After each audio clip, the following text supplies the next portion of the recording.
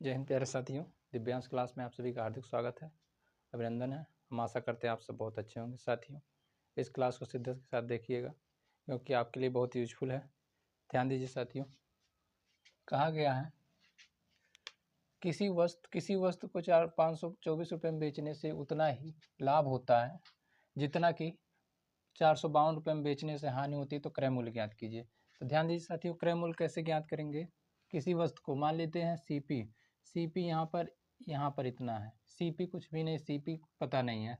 अगर 524 रुपये में बेचने से यहाँ एसपी होगा, यहाँ हानि होगा। बेचने से 524 रुपया बेचने से उतना ही लाभ होता है। कितना लाभ होता है नहीं पता है, होता है जितना कि 452 रुपये में बेचने से हानि होती है।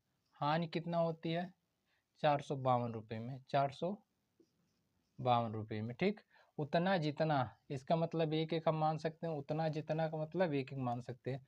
टोटल कितना है, टोटल कितना है, यहाँ पर अंतर कितना है, यहाँ पर घटाएंगे।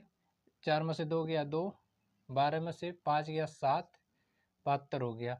2 का मतलब कितना हो गया 72, 2 का मतलब 72, 1 का मतलब 36, 2 3 6, 2 6 12।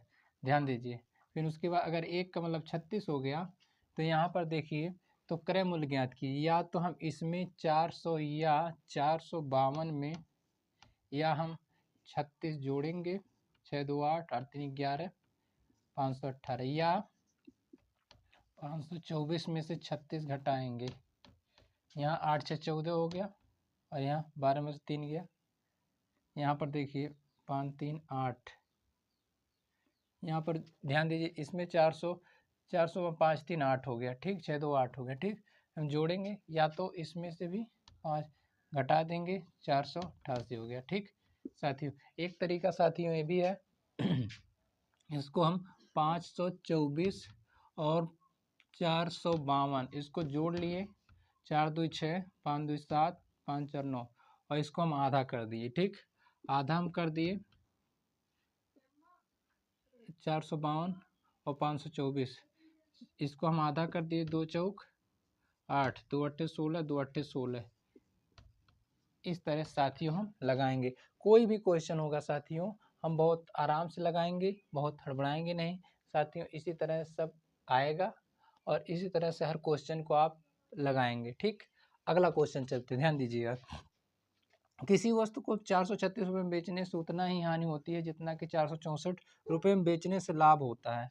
कहने का मतलब किसी वस्तु को अगर सीपी है उतना ही हानि होती है। हानि कहाँ जाएगा, पीछे जाएगा। हानि कम होगा, कितना होगा 436 रुपये में बेचने से उतनी हानि होती है जितना कि 464 रुपये में बेचने से लाभ होता है। अगर बात करें जितना उतना, तो यहाँ एक, यहाँ पर भी एक लिखेंगे।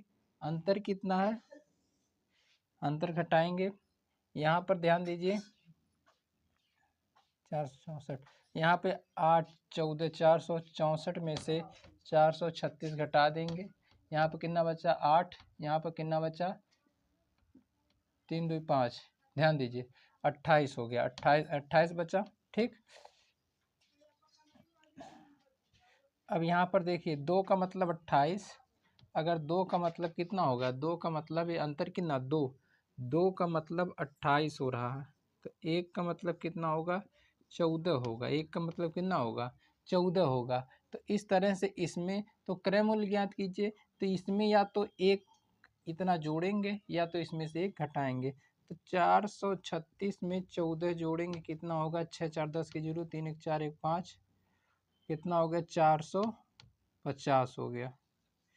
या तो 464 में से 14 घटा देंगे, 14 घटा देंगे, इसमें से 0 5, 450 हो गया।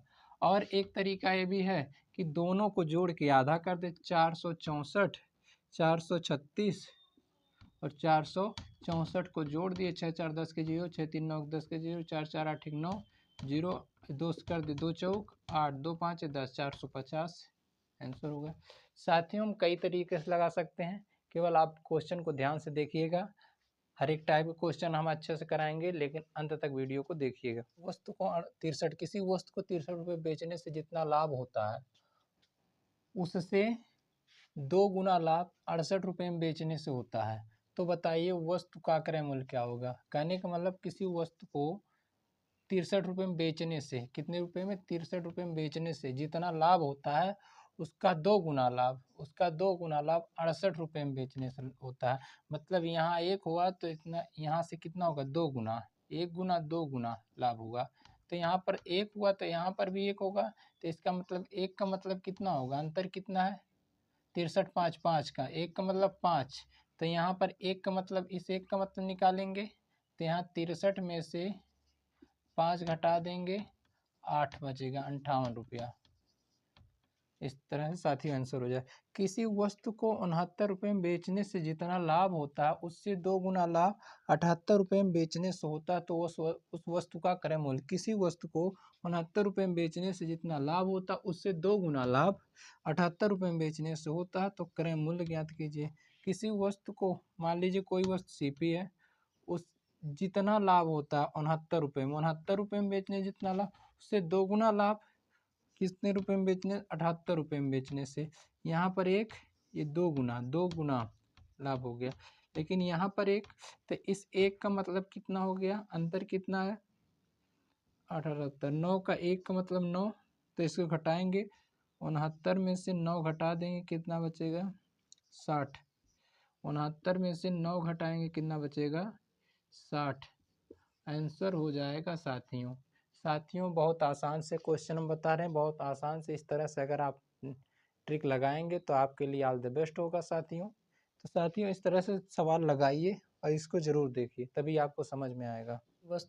कोई वस्तु 39 लाख रुपए, कोई वस्तु 39 लाख रुपए के घाटे में बेची जाती है, घाटे में बेची जाती। अगर उसे 49 लाख रुपए में बेचा जाता है तो उसे लाभ नुकसान का 3 गुना होता है, लाभ नुकसान का 3 गुना होता है। कहा गया है 39 लाख रुपए घाटे में बेची जाती है।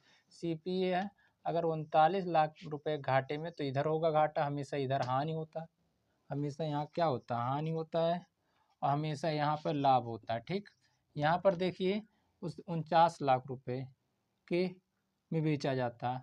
अगर उसे 49 लाख रुपए में बेचा जाता है तो लाभ नुकसान का 3 गुना होता। अगर 1 है तो ये 3 गुना होगा। अंतर कितना है, 4, 4 का, लेकिन कितना, 49 में 39 10 49 10, 1 का मतलब 10/4 होगा। यहाँ पर 4 दूना 8, तो 10 4 पंजे 20। तो यहाँ पर 39 में 2.5 जोड़ देंगे, 40, 41.5 आंसर हो जाएगा। ठीक, ध्यान दीजिए, 41.5 आंसर हो जाएगा। साथियों यहाँ देखिए 310 रुपये में एक वस्तु को बेचने से प्राप्त लाभ 230 रुपये में के हानि के बराबर है। तो नुकसान परसेंट क्या होगा जब विक्रय मूल्य 180 रुपया हो।